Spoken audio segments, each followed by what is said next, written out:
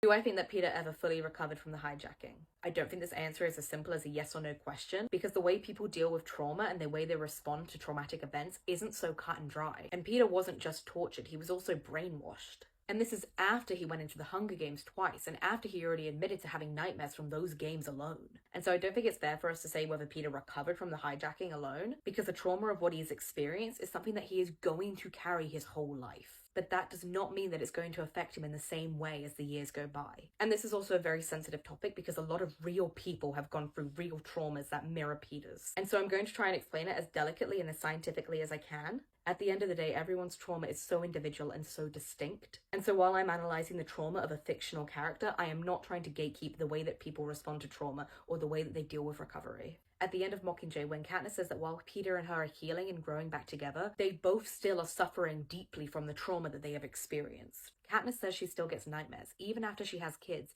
which is around 15 to 20 years in the future. And she says that she often sees Peeta gripping the back of a chair as he gets flashes of trauma. And the hijacking in itself is such a particular thing because it was scientifically done. Because people's memories are very malleable and very open to change. And that is what Snow in the Capitol exploited when they changed his memories. And the human brain itself is very adaptable to learning new behaviors and instinctive responses. And we can see this in real-world psychological experiments. Many of you might have heard of Pavlov's dog's experiment. But for those who haven't, it was a psychological experiment where the scientist Pavlov essentially trained his dogs to salivate at the sound of a bell. He would ring the bell and then immediately afterwards he would give them food, which would activate their salivatory glands, to the point where just ringing the bell alone meant that their salivatory glands would activate. Because he had done this so many times to the dogs that their brains learned that this was the natural response, because food was coming next. And so even when food wasn't presented next, the dogs would still be salivating because they heard the bell. And though this experiment was done with dogs, it is also applicable to people. And yes, this is a very crude way of explaining how Peeta's hijacking worked. And there are many, many more elements that were put into Peeta's hijacking.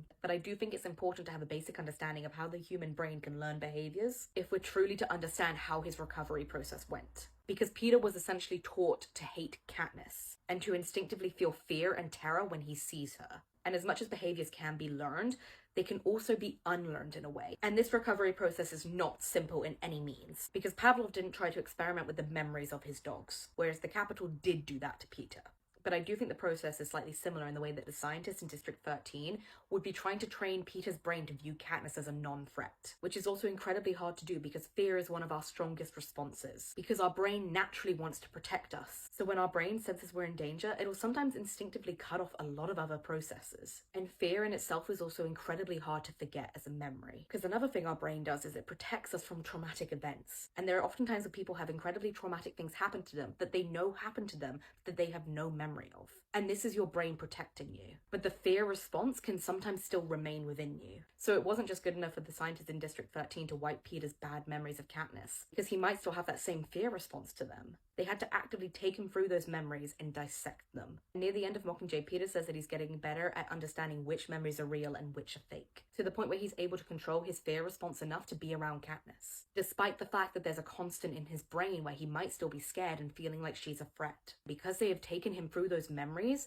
are still there. So Peeta's recovery process, I don't think it's ever something he will be fully healed from, but that doesn't mean that he can't live a full life and that he can't still be the best possible version of himself.